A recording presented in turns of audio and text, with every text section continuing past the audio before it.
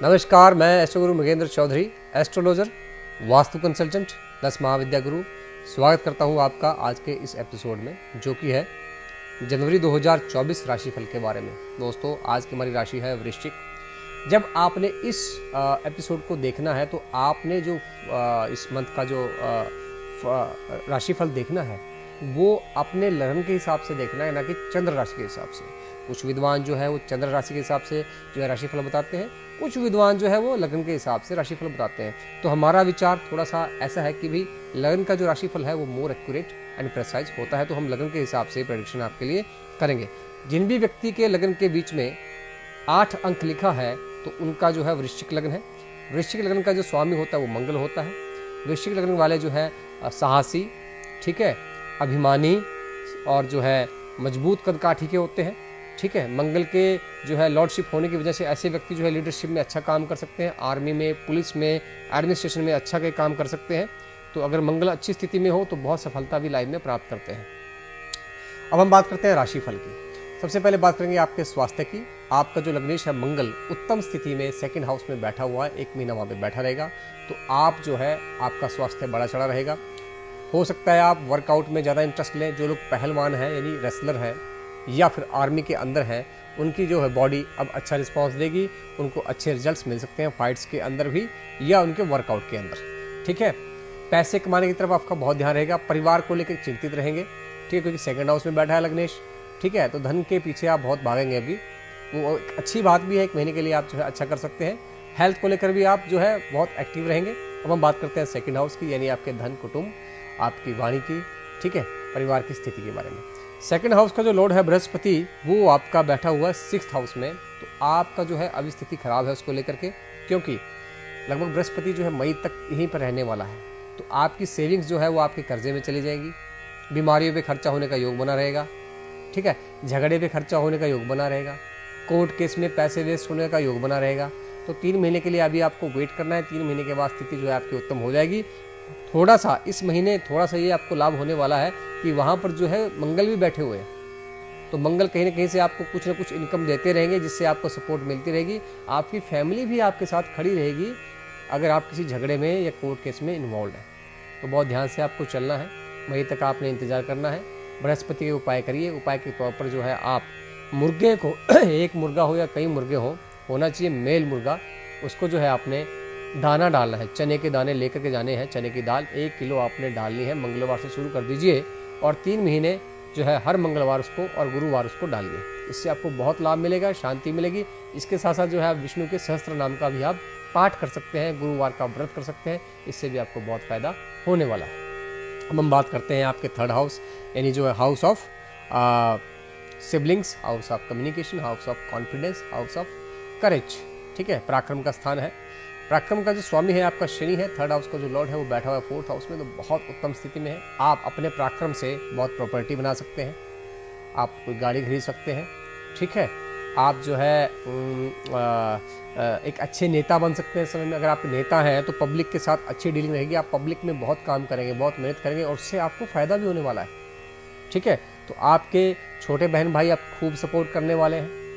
आपका 10th का Lord जो है वो 3rd हाउस में बैठा हुआ है। अगर आप मेहनत कर रहे हैं, अपनी जॉब किसी कंपटीशन के लिए तैयारी कर रहे हैं, ठीक है, या किसी प्रमोशन के लिए, अच्छी जॉब के लिए आपने अप्लाई किया हुआ है, तो उस पर आप मेहनत करते रहिए। इस महीने आपको सफलता मिलने के बहुत चांस है। और शनि अभी 1 साल वहाँ बैठे रहने वाले हैं, तो 1 साल तक खूब पैसा आप कमा सकते हैं प्रॉपर्टी के अंदर, रियल एस्टेट के अंदर, कोयले की माइनिंग के अंदर, आयरन की माइनिंग के अंदर, हार्डवेयर के अंदर, पेट्रोलियम के अंदर, गैस प्रोडक्ट्स के अंदर, टायर के बिजनेस के अंदर। बहुत सुनहरा मौका है आपके पास। आप जो है स्क्रैप गाड़ियों का बिजनेस भी कर सकते हैं। टूटी फूटी कारों को खरीद करके उसको बेच सकते हैं, उसमें भी आपको बहुत मुनाफा होने वाला है इस महीने, और लगातार 1 साल होता रहेगा, क्योंकि शनि बहुत उत्तम स्थिति में है। अगर आपका शनि जन्म पत्री में भी 4थे स्थान में बैठा है और किसी अच्छी जगह पे बैठा हुआ है, तो आपको नीलम धारण करना चाहिए। इससे जो है आपके प्रॉफिट का जो रेट है वो बहुत ज़्यादा बढ़ जाएगा, मल्टीप्लाई हो जाएगा मोर देन 10 टाइम्स। तो अगर आपको नहीं पता है कि आपका शनि आपकी जन्मपत्री में कहाँ पर विद्यमान है, तो आप हमसे अपनी जन्मपत्री का विश्लेषण करवा सकते हैं। आपको बता दिया जाएगा कि आप नीलम धारण कर सकते हैं या नहीं कर सकते हैं। अगर आपकी जन्मपत्री में शनि उत्तम स्थिति में नहीं है, फिर आप नीलम नहीं डाल सकते हैं, बट आप शनिदेव की पूजा कर सकते हैं, आप शनिदेव के दान इत्यादि कर सकते हैं। इससे आपको बहुत फायदा होने वाला है। अब हम बात करते हैं 4th हाउस की। हाउस ऑफ प्रॉपर्टी, उसका भी लॉर्ड आपका शनि देव ही है, मूल त्रिकोण साइन में बैठे हुए हैं, 1 साल और रहेंगे। जो बातें मैंने अभी बताई हैं उसमें कुछ चीज़ें और जुड़ जाएंगी। आपका वाहन का लेने का योग बनता रहेगा, आप नए नए मकान खरीदेंगे, प्लॉट्स खरीद सकते हैं, ठीक है। बहुत बिजनेस में आपको मुनाफा होने वाला है अगर वो शनि से संबंधित है। जैसा कि मैंने पहले बताया है, नीलम आप धारण कर सकते हैं अगर आपका शनि की स्थिति अच्छी है। अगर खराब है तो पूजा पाठ के द्वारा भी आप फायदा उठा सकते हैं, उसके लिए आप अपना विश्लेषण करवा सकते हैं। अब हम बात करते हैं आपके 5th हाउस यानी house of love, house of intelligence, house of education, पिछले जन्म के पुण्य कर्म है उनके बारे में। देखिए 5th हाउस में आपके राहु बैठा है और वो भी नीच का होकर के अक्टूबर से बैठा हुआ 2023 से लगभग 1 साल और रहेगा, 1 साल कुछ महीने और रहेगा।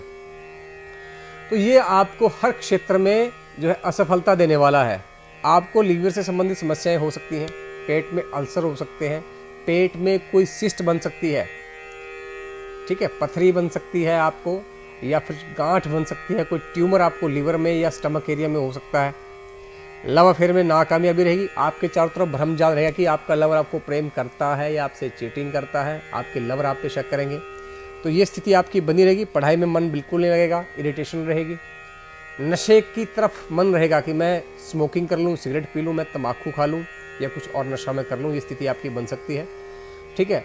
आप पे बदनामी का दाग भी लग सकता है, ठीक है। अभी चंद्रमा वहाँ पे बैठा हुआ है तो अभी स्थिति बहुत ख़राब है, आप डिप्रेशन में जा सकते हैं, ठीक है। कोई ना कोई मेंटल डिजीज़ आपको हो सकती है।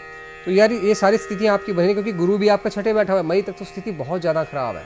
आपका आपके लवर के साथ झगड़ा इतना ज़्यादा बढ़ सकता है कि कोई पुलिस केस आपके ऊपर ना हो जाए।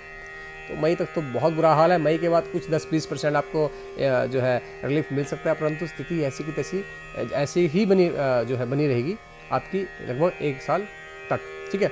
तो इस स्थिति में आप क्या कर सकते हैं? इस स्थिति में अगर आप जो है राहु की शांति करवा लें, इसमें राहु का वृहत अनुष्ठान कराया जाता है, अगर आप वो करवा लेंगे तो आप बच जाएंगे इन सभी समस्याओं से, वरना आपको बहुत कुछ झेलना पड़ सकता है। अनुष्ठान के लिए आप हमसे संपर्क कर सकते हैं, ठीक है। अब हम बात करते हैं आपके 6th हाउस यानी house of disease, house of enemies, house of court cases, ठीक है। तो आपका 6th हाउस का जो लॉर्ड है मंगल, वो 2nd हाउस में बैठा हुआ है। जैसे मैंने पहले बताया था कि आप कर्जे में बहुत डूब सकते हैं 1 मंथ में। इस महीने में कर्जा ना लें आप, वो आपको फ़ायदा नहीं देने वाला है, आपकी सेविंग्स को बाद में वो खा जाएगा। तो 1 महीना कर्जे के लिए ना जाएं। 1 महीने बाद जैसे ही मंगल आपका 3rd हाउस में गोचर करने वाला है मकर राशि में, तब आप कर्जा ले सकते हैं। वो आपको प्रॉफिट भी देगा, आपके लिए लकी रहेगा। जिस चीज़ में आप लगाओगे उसमें मुनाफा आपको अच्छा होगा, जिससे आप कर्जा भी उतार पाएँ। दूसरा, गुरु भी वहाँ बैठा हुआ है। आप अपनी जो है बैड इन्वेस्टमेंट डिसीजन की वजह से कर्जे ही हो सकते हैं। पैसा स्टॉक मार्केट में बिल्कुल मत लगाओ, लगभग मई तक। मई के बाद आप लगा सकते हैं। मई तक इन्वेस्टमेंट मत करो स्टॉक मार्केट के अंदर, ना शेयर के अंदर करो, नहीं कि लॉटरी में पैसा लगाओ, ठीक है। सोच समझ कर ही इन्वेस्टमेंट करिए, ठीक है। और अपने जो है लवर के ऊपर भी आप पैसा ना खर्चें, वो भी आपका मुड़ने वाला नहीं है, तो बाद में इश्यूज क्रिएट होंगी, ठीक है। तो बड़े ध्यान से आपको आगे चलना है। अब हम बात करते हैं आपके 7th हाउस यानी house of marriage, partnership and business की। 7th का जो आपका लॉर्ड है वो शुक्र है, लगन में आपके बैठा हुआ है। तो अपने पार्टनर के प्रति आपका झुकाव बहुत ज़्यादा रहने वाला है, चाहे आपका लाइफ पार्टनर हो, चाहे आपका बिजनेस पार्टनर हो, तो आप उससे जुड़े रहेंगे। वो भी आपको खूब सपोर्ट करेगा, आपकी पर्सनैलिटी में वो एक निखार लेके आएंगे, हर तरह से आपको सपोर्ट करने वाले हैं। तो बहुत अच्छा समय है, बिजनेस में इन्वेस्टमेंट कर सकते हैं, पार्टनरशिप में भी आप इन्वेस्टमेंट कर सकते हैं, आपको बहुत फ़ायदा इसमें रहने वाला है, कोई इशू ऐसे नहीं बनेगी। अब हम बात करते हैं आपके 8th हाउस यानी हाउस ऑफ जो है लॉन्जिविटी, क्रोनिक डिसीजेस, ठीक है, and sudden gains. 8th house का लॉर्ड आपका मरकरी जो है वो 2nd हाउस में बैठा हुआ है। तो अगर आप अभी जो पैसा यहीं लॉटरी में या स्टॉक मार्केट में लगाएंगे तो वो आपका डूब जाएगा। तो अपनी सेविंग्स को बचा के रखें। जैसे ही बुध आपका 3rd हाउस में जाएगा नेक्स्ट मंथ, तो आप पैसा लगा सकते हैं। तो आपने बचना है सडन इन्वेस्टमेंट से, अनसर्टेन जो गेंस के लिए इन्वेस्टमेंट ना करें अभी, ठीक है। सेहत आपकी ठीक रहेगी, छोटी मोटी बीमारियां दांतों से संबंधित आपको हो सकती हैं, उसके लिए आप बुध का छोटा सा उपाय कर सकते हैं। आप जो है गाय को हरा चारा खिला दीजिए, ठीक है। ये आपको गुरुवार और बुधवार दोनों दिन ही करना है, इससे आपको काफ़ी आराम लगेगा, स्थिति आपकी सुधरने लग जाएगी। अब हम बात करते हैं 9th हाउस के यानी हाउस ऑफ जो है long distances, house of high education, house of religion and house of father's support. 9th का जो लॉर्ड है आपका वो हुआ चंद्रमा। तो ये जो आपका एरिया है ये बहुत वोलेटाइल है, ये कभी ऊपर नीचे आपका होता रहता है, भाग्य कभी साथ देता है कभी नहीं देता है। तो उस केस में मैं आपको एक ही बात बोलूँगा कि आप भगवान शंकर की पूजा करें, आप चंद्रमा के स्तोत्र का पाठ करें, आप चंद्रमा के बीज मंत्र ओम श्राम श्रीम श्राम सह चंद्रमा से नमः, इसका आप जाप कर सकते हैं। लगभग 2 माला डेली करेंगे तो बहुत फ़ायदा आपको होगा इससे। या फिर अगर आपकी जन्म पत्री में चंद्रमा अच्छी स्थिति में विराजमान है तो आप चंद्रमा का रत्न यानी जापानी जो मोती है, साउथ सी का जो पर्ल है, उसको आप धारण कर लीजिए, उससे आपको बहुत फायदा होने वाला है। अगर आपकी जन्म पत्री में आपको चंद्रमा की स्थिति के बारे में जानकारी नहीं है तो आप अपनी जन्म पत्री का विश्लेषण हमसे करवा सकते हैं, जिसमें आपको बता दिया जाएगा कि आप जन्म पत्री के हिसाब से जो है रत्न धारण कर सकते हैं या आपको कोई और उपाय करने पड़ेंगे। उसके लिए आप दिए गए नंबर पर अपॉइंटमेंट लेके बात हमसे कर सकते हैं, आपको सब कुछ जो है बता दिया जाएगा। अब हम बात करते हैं आपके 10th हाउस यानी house of job, house of career, house of status and house of father. आपका 10th का जो लॉर्ड है वो है सूर्य, वो 3rd हाउस में बैठा हुआ है, तो आपके फादर आपको खूब सपोर्ट करेंगे। अभी जॉब लगने का चांस बना हुआ है इस मंथ में भी, नेक्स्ट मंथ में भी, उससे नेक्स्ट मंथ में भी, यानी आने वाले 3 महीने आपके लिए गोल्डन अपॉर्चुनिटी लेके आए हैं। अगर आप जॉब चेंज करना चाहते हैं, अगर आप प्रमोशन चाहते हैं, अगर आप नई जॉब के लिए ट्राई कर रहे हैं तो ये 3 महीने में अपना सारी पावर आप लगा दीजिए। साम दाम दंड भेद जिस प्रकार भी हो आप इस पे जोर लगाइए अपना, डेफिनेटली आपको बहुत अच्छे रिजल्ट मिलेंगे। अगर सूर्य की स्थिति आपकी उत्तम है तो आप माणिक्य धारण कर सकते हैं, ठीक है। अगर आपका सूर्य अच्छी स्थिति में विराजमान नहीं है तो माणिक्य धारण नहीं करना है। आपने क्या करना है, फिर आदित्य हृदय स्तोत्र का पाठ करना है। इसके साथ आप सूर्य के बीज मंत्र ओम हराम हरीम हराम सह सूर्याय नमः, इसका भी जप कर सकते हैं, लगभग जो है 7 माला डेली, ठीक है। अगर टोटल 7000 कर ले तो बहुत बढ़िया। या फिर आप सूर्य के दूसरे जो है तांत्रिक बीज मंत्र यानी ओम ह्रीम घृणी सूर्यादित्य श्रीम ओम का भी आप जप कर सकते हैं। सूर्य की स्थिति जानने के लिए आप अपनी जन्म पत्रिका विश्लेषण हमसे करवा सकते हैं। उसके लिए आप दिए गए नंबर पे जो है अपॉइंटमेंट लेके बात कर सकते हैं। आपको बता दिया जाएगा कि आपको क्या उपाय करने हैं, जो नौकरी या प्रमोशन के लिए आप क्या क्या करना चाहिए आपको और क्या क्या आपको अवॉइड करना है। अब हम बात करते हैं आपके 11th हाउस की यानी हाउस ऑफ गेन्स की, जहाँ पे आपके नीच का केतु बैठा हुआ है। देखिए अभी आपको इनकम अपॉर्चुनिटी जो आएंगी उसमें आपके छिपे शत्रु जो हैं, जो आपके फ्रेंड्स आप बन के आपके साथ रहते हैं, वो आपका नुकसान करेंगे, वो आपकी अपॉर्चुनिटीज़ को डिस्ट्रॉय करेंगे। आपने ऐसे लोगों से सावधान रहना है। अपने नेटवर्क को बड़ी सावधानी से आपने इस्तेमाल करना है। आपके नेटवर्क में कुछ कुतर्की लोग होंगे जो आपके पैसों का नुकसान करेंगे, आपने उनसे बचना है, ठीक है। बड़े भाई बहन से झगड़ा हो सकता है, 1 साल के लिए ध्यान रखें।